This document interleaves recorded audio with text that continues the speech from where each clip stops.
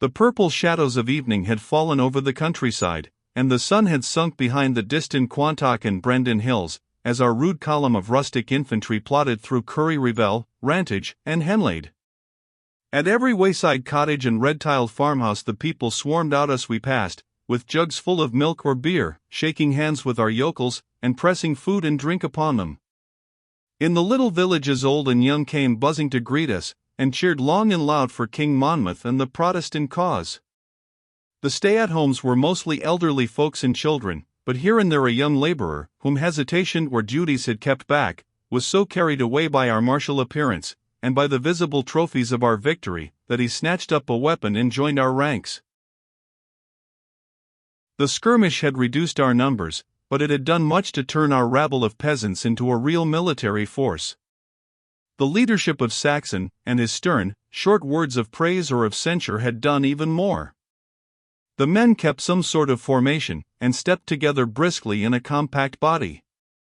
The old soldier and I rode at the head of the column, with Master Pettigrew still walking between us.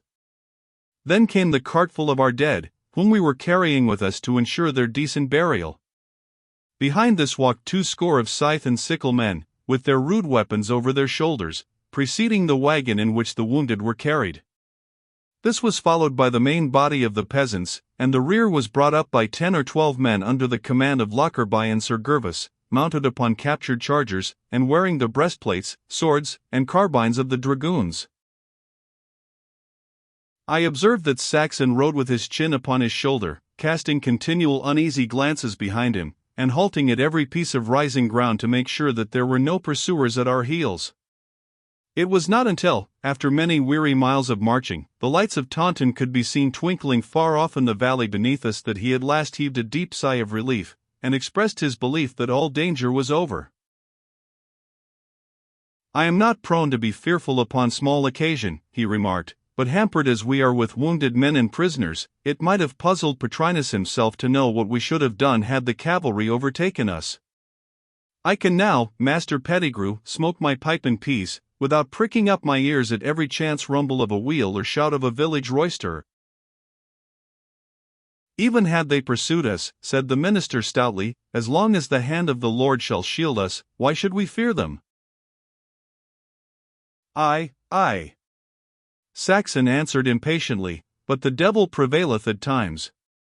Were not the chosen people themselves overthrown and led into captivity? How say you, Clarke?" "One such skirmish is enough for a day," I remarked. "Faith! If instead of charging us they had continued that carbine fire, we must either have come forth or been shot where we lay. For that reason I forbade our friends with the muskets to answer it," said Saxon.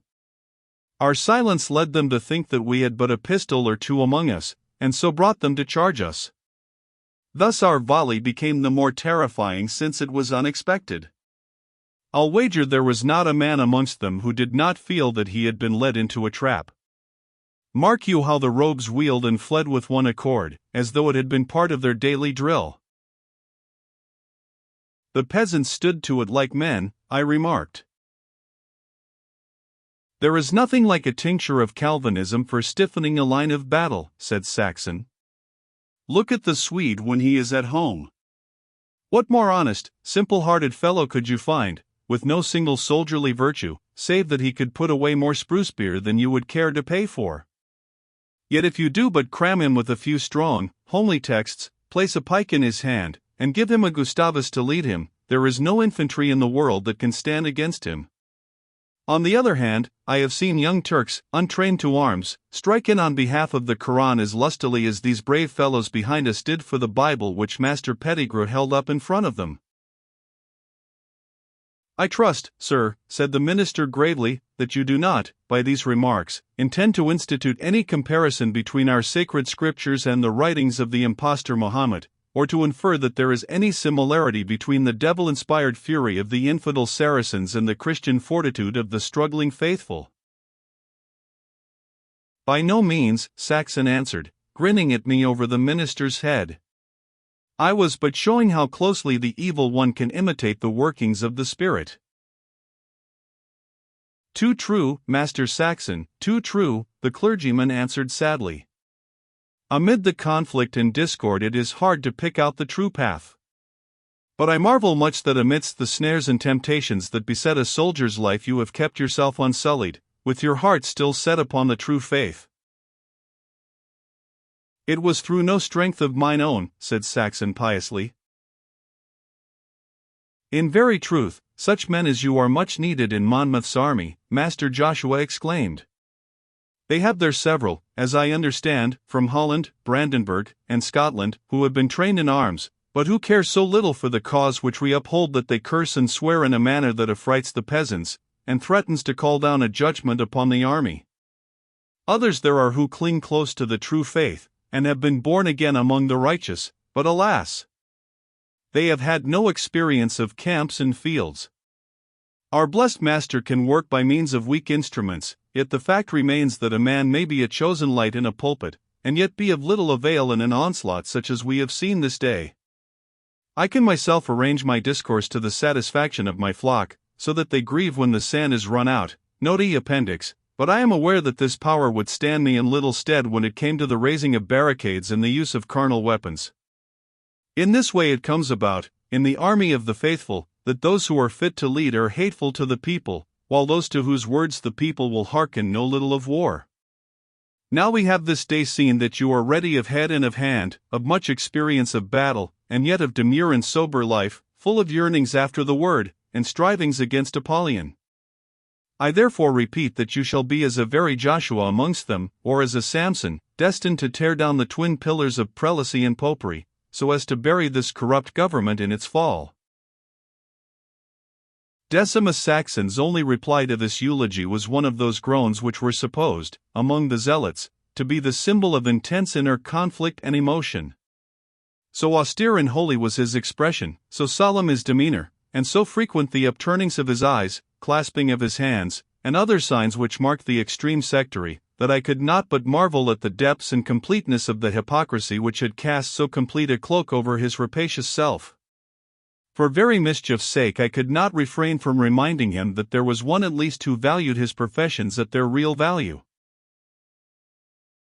Have you told the worthy minister, said I, of your captivity amongst the Mussulmans, and of the noble way in which you did uphold the Christian faith at Stambul?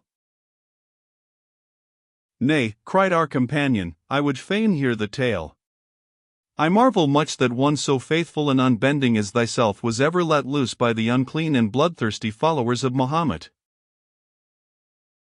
It does not become me to tell the tale, Saxon answered with great presence of mind, casting at the same time a most venomous sidelong glance at me. It is for my comrades in misfortune and not for me to describe what I endured for the faith. I have little doubt, Master Pettigrew, that you would have done as much had you been there. The town of Taunton lies very quiet beneath us, and there are few lights for so early an hour, seeing that it has not yet gone 10. It is clear that Monmouth's forces have not reached it yet, else had there been some show of campfires in the valley, for though it is warm enough to lie out in the open, the men must have fires to cook their victual. The army could scarce have come so far, said the pastor. They have, I hear, been much delayed by the want of arms and by the need of discipline. Bethink ye, it was on the 11th day of the month that Monmouth landed at Lyme, and it is now but the night of the 14th. There was much to be done in the time. For whole days, growled the old soldier. Yet I expected no better, seeing that they have, so far as I can hear, no tried soldiers amongst them. By my sword, Tilly or Wallenstein would not have taken 4 days to come from Lyme to Taunton, though all James Stewart's cavalry barred the way. Great enterprises are not pushed through in this halting fashion. The blow should be sharp and sudden. But tell me, worthy sir, all that you know about the matter, for we have heard little upon the road save rumor and surmise. Was there not some fashion of onfall at Bridport? There was indeed some shedding of blood at that place. The first 2 days were consumed, as I understand, in the enrolling of the faithful and the search for arms wherewith to equip them. You may well shake your head, for the hours were precious. At last 500 men were broken into some sort of order, and marched along the coast under command of Lord Grey of Wark and Wade the lawyer. At Bridport they were opposed by the Red Dorset militia and part of Portman's yellow coats. If all be true that is said, neither side had much to boast of. Grey and his cavalry never tightened bridle until they were back in line once more, though it is said their flight had more to do with the hard mouths of their horses than with the soft hearts of the riders. Wade and his footmen did bravely, and had the best of it against the king's troops. There was much outcry against Grey in the camp, but Monmouth can scarce afford to be severe upon the only nobleman who hath joined his standard. "Pshaw!" cried Saxon peevishly. "There was no great stock of noblemen in Cromwell's army, I trow, and yet they held their own against the king, who had as many lords by him as there are haws in a thicket. If ye have the people on your side, why should ye crave for these bewigged fine gentlemen, whose white hands and delicate rapiers are of as much service as so many ladies' bodkins?" "Faith," said I, "if all the fops are as careless for their lives as our friend Sir Gervas, I could wish no better comrades in the field." "In good sooth, yes," cried Master Pettigrew heartily. "What though he be clothed in a Joseph's coat of many colors, and hath strange turns of speech? No man could have fought more stoutly or shown a bolder front against the enemies of Israel. Surely the youth hath good in his heart, and will become a seat of grace and a vessel of the Spirit, though at present he be entangled in the net of worldly follies and carnal vanities."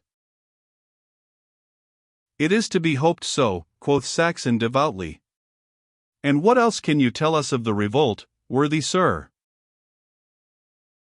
"Very little, save that the peasants have flocked in such numbers that many have had to be turned away for want of arms. Every tithing man in Somersetshire is searching for axes and scythes. There is not a blacksmith but is at his forge from morn to night at work upon pike heads. There are 6,000 men of a sort in the camp, but not 1 in 5 carries a musket. They have advanced, I hear, upon Axminster, where they must meet the Duke of Albemarle, who hath set out from Exeter with 4,000 of the train bands." "Then we shall be too late, after all," I exclaimed.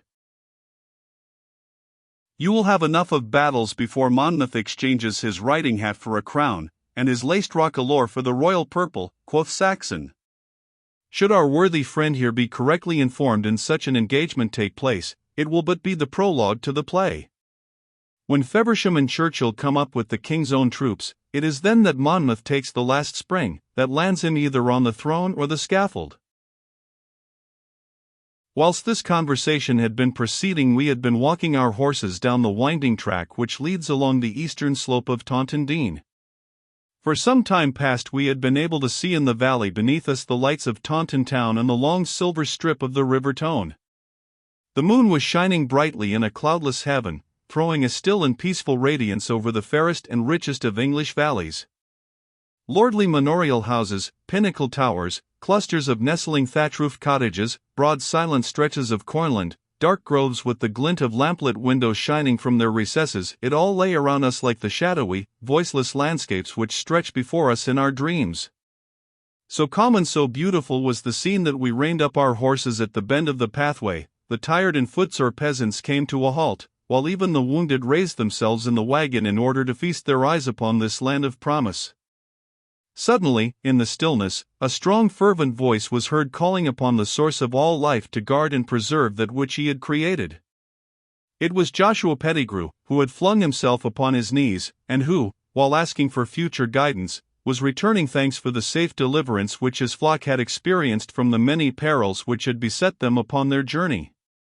"I would, my children, that I had one of those magic crystals of which we have read, that I might show you that scene. The dark figures of the horsemen, the grave, earnest bearing of the rustics as they knelt in prayer or leaned upon their rude weapons, the half-cowed, half-sneering expression of the captive dragoons, the line of white pain-drawn faces that peeped over the side of the wagon, and the chorus of groans, cries, and ejaculations which broke in upon the steady earnest voice of the pastor. Above us the brilliant heavens, beneath us the beautiful sloping valley, stretching away in the white moonlight as far as the eye could reach. Could I but paint such a scene with the brush of a Verrio or Laguerre, I should have no need to describe it in these halting and feeble words. Master Pettigrew had concluded his thanksgiving, and was in the act of rising to his feet, when the musical peal of a bell rose up from the sleeping town before us. For a minute or more it rose and fell in its sweet clear cadence. Then a second with a deeper, harsher note joined in, and then a third, until the air was filled with the merry jangling. At the same time a buzz of shouting or huzzaying could be heard, which increased and spread until it swelled into a mighty uproar. Lights flashed in the windows, drums beat, and the whole place was astir. These sudden signs of rejoicing coming at the heels of the minister's prayer were seized upon as a happy omen by the superstitious peasants, who set up a glad cry, and pushing onwards were soon within the outskirts of the town. The footpaths and causeway were black with throngs of the townsfolk, men, women, and children, many of whom were bearing torches and lanterns, all flocking in the same direction. Following them we found ourselves in the marketplace, where crowds of apprentice lads were piling up faggots for a bonfire, while others were broaching 2 or 3 great puncheons of ale. The cause of this sudden outbreak of rejoicing was, we learned, that news had just come and that Albemarle's Devonshire militia had partly deserted and partly been defeated at Axminster that very morning.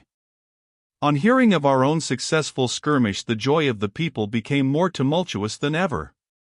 They rushed in amongst us, pouring blessings on our heads, in their strange burring West Country speech, and embracing our horses as well as ourselves.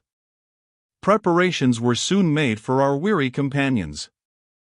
A long empty wool warehouse, thickly littered with straw, was put at their disposal, with a tub of ale and a plentiful supply of cold meats and wheaten bread.